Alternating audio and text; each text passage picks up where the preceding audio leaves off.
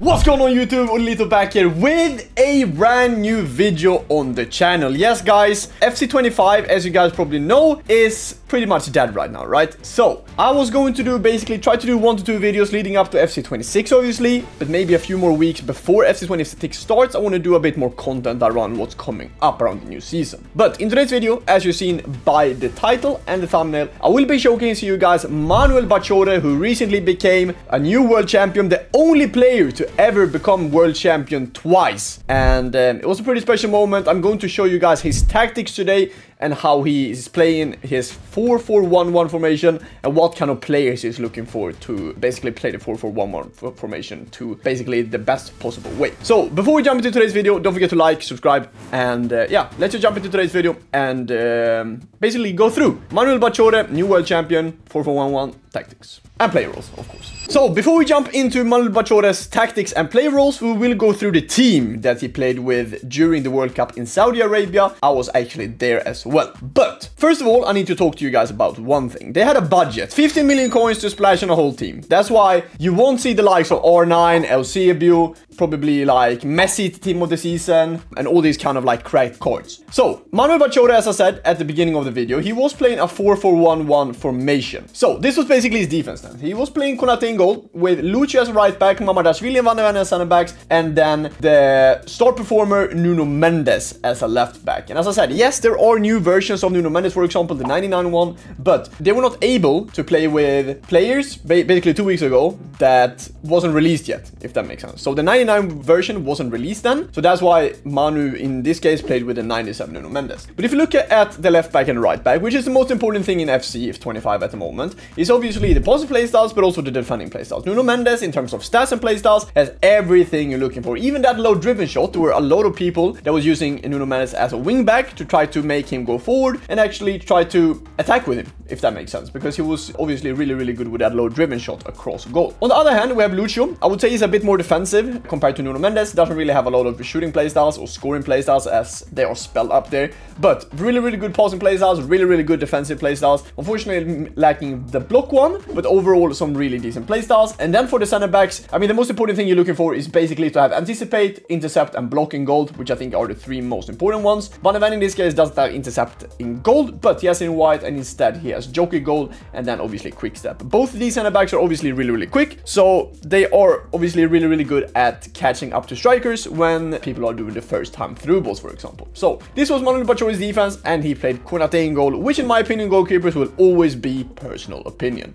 Jumping up towards the midfield then, Manuel Bachore decided to go with Eusebio as a left mid, Vitinha and Cantona occupying that middle, and then Graham Hansen as a right midfielder. And the thing that was so good with Manuel's, I guess, style of play is that he was using the midfield to his maximum advantage, which you need to do when you play the 4-4-1-1 formation. Cantona and Vitinha were probably the most 2-use players in all player squads out of these 32 players that qualified. I mean, I think everyone basically played with Cantona, and it was either Vitinha or the Matuidi that was being played as the left center mid. And obviously a few people were playing Matuidi on this left hand side because of the Trevelas, but I think Vitinha was also a great option. If we jump into Vitinha quickly then, he has all the playstyles in passing except with pass, some decent defending playstyles as well, and overall a really solid card. Same with Eric Cantona, he basically has everything you're looking for. Intercepting goal, super important obviously, to block these kind of passes off in the midfield. Also technical, which helps a lot in poor gameplay to be able to use that R1 dribbling to your advantage, but also managers to have incisive, pinged, and tiki-taka, which is the most important thing when you're looking for midfielders,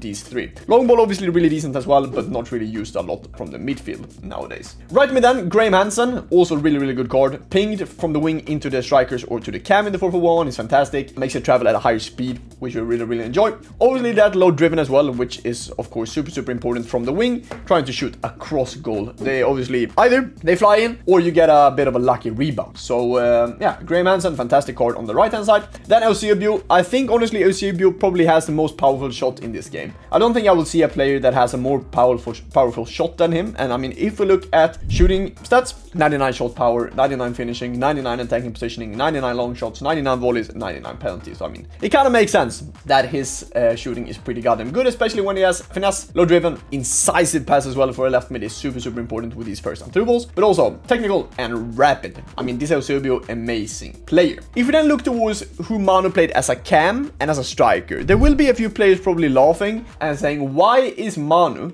using a pretty slow player as a cam? And he was using the Lionel Messi, not the 99 rated card. A lot of people were using Messi's Team of the Season card, basically because the 99 one doesn't have incisive in gold. And incisive in gold compared to incisive in white is a big difference with the first time through balls and in general through balls. And in the 4-4-1-1, this basically you want to set up these kind of runners to be able to play the first time through balls to them and then try to create something from there. So the incisive pass in gold is essential for the cam. Also, managers have technical, finesse, and low driven. I mean, it is a really, really decent card. Obviously, not a lot of playstyles, but as I said, they were playing with a budget, so Manu decided to go for a bit more expensive on the left-hand side with Eusebio. And take into consideration, this was like 2-3 weeks ago, so it was a long time ago they actually built the team. So Eusebio might now be like $1 million or something, but back then he was probably 3 to 4 million. So take that into consideration as well before you comment. And then as a striker, he was playing Harry Kane. And why Harry Kane, you may ask? Obviously, once again, because he has the incisive pass, he has the finesse, he has the low driven, and he has the first touch playstyle. And as I said, not really a lot of playstyles here for Kane either, but he is so goddamn good in front of goal that you don't really need to. And I mean, he also can be lengthy, which obviously helps a lot. And overall, this was Manu's team that he managed to win the World Cup with. So if we jump into the tactics and to the formation and to the player roles, let's see what he used. So just for clarification, you see we have Gervinho and Lukaku. On the left hand side, it was because I didn't have coins to buy Eusebio and Nuno Mendes, and you can't really have constant players to be able to show the tactics. So just to make sense, Gervinho and Lukaku are there, but he didn't play with these players, obviously, as I showed you guys. So Edic tactics. Manu, first of all, 4-4-1-1. He was playing with build-up style balanced, and then he was playing with defensive approach high. Here, a lot of people were experiencing a lot of kind of delay and slow gameplay. So there were a few players playing with aggressive and a few players playing with high on defensive approach. But Manu decided to play with high. Goalkeeper will be on sweeper keeper. And I think sweeper keeper is basically used among all pros. Basically because a lot of times when the first time through balls are a bit too powerful in behind, the keeper is coming out and obviously saving a really, really good chance for the opponent. And in general, of corners, I think sweeper keeper also helps a lot. So that is a big of a tip actually, if you feel like you're conceding a few corners and stuff. Fullbacks will be on fullback balance for both of them. Very, very basic. I mean, you don't really need to switch anything here. And defender for both of the center backs as well. He was playing Van de Ven on the left and Mamardashvili on the right. Lukaku was obviously not playing as a left back, it was Nuno Mendes, but he was also using Nuno Mendes as just as a fullback and then focus as balanced. A few players were using defend as well. Depends on, I think, if you're facing a 4-2-1-3, for example, I think defend is really good because then the fullback will be a bit more basically staying back. And with a 4-2-1-3, as you guys know, it's a really, really good formation for counters in this year's game. So it depends on what you want. But yeah, he was using fullback balanced anyway. For the left mid, he was not using winger. He was using inside forward. And you may think now, okay, this is going to be the most basic 4-1-1 tactics ever. No, it's going to change soon. As I said though, inside forward for the left mid, Vitinha, left CM, was playing as a box-to-box midfielder. And I mean, it basically makes sense. Vitinha has some really, really good playstyles, even low driven in goal, I believe. So a really, really good player to have. I mean, coming into the box sometimes. And also box-to-box is really, really good to play on both CMs, I think, because they tend to take up some really, really good spots outside the penalty box to be able to find that kind of like penetrating pass into the cam or into the striker. Turn, shoot. You guys know how it is by now. For the left CM, he was actually playing Cantona as a holding midfielder. And this was a bit interesting. I didn't actually know that it did before he posted his tactics, but he apparently did. Holding, very, very defensive playstyle. I think it's good as well. Tend to basically not really like get up the pitch as high as you probably want them to. As you see here by the green squares where he's going to be positioned compared to box-to-box. I mean, box-to-box is taking up a bit more space going forward, but Cantona tend to, I mean, get into some decent positions in the 4-4-1-1 formation as well outside the box. But I would say box-to-box is obviously a better kind of role to play if you're basically looking to get that kind of attacking threat going a bit more. Holding a bit more defensive works for Manu though. That was the most important thing. Graham Hansen, when he was actually playing her as a winger, and I haven't seen a lot of players do this year. I've seen Nicolas do it pretty early in this year's game with or when he played the FC Pro Open. He was playing the right mid on winger, and winger is a really, really solid role to have if you try to attack a lot down the right hand side. If you're attacking a lot down the left hand side, for example, and trying to come across from basically trying to go from the left hand side with his Eusebio, trying to go to CM, then to the right mid, Graham Hansen will be very, very wide, which we don't really like. We want Hansen to be inside the box, but with winger, she won't be. So if you're attacking down the right hand side a lot of times, Eusebio will still be in a really, really good spot on the left hand side, but Graham Hansen will still still be in the same position on the right. So winger, I mean, is a decent role. You should try to attack a lot through the right hand side, but if you're not really doing so, I would advise you guys to go with inside forward here as well. Then for the cam, he was actually not using half winger. He was using shadow striker for Messi in ++. The only thing with this Messi is that he unfortunately only has playmaker in +1, but doesn't really matter if you use him as a shadow striker.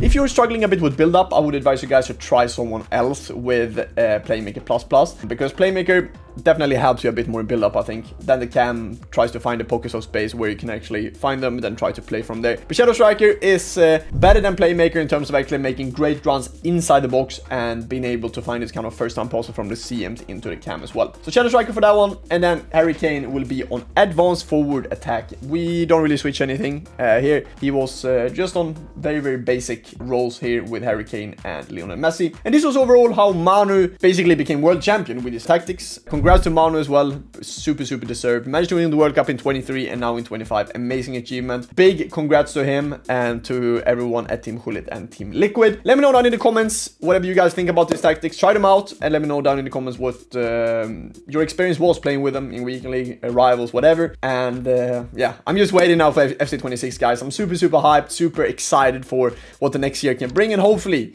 we can achieve 100,000 subscribers during FC26. Thank you so much for watching today, though, guys. Love you, and yeah, I'll catch you guys soon in the next video. Thank you so much for today, boys. Peace.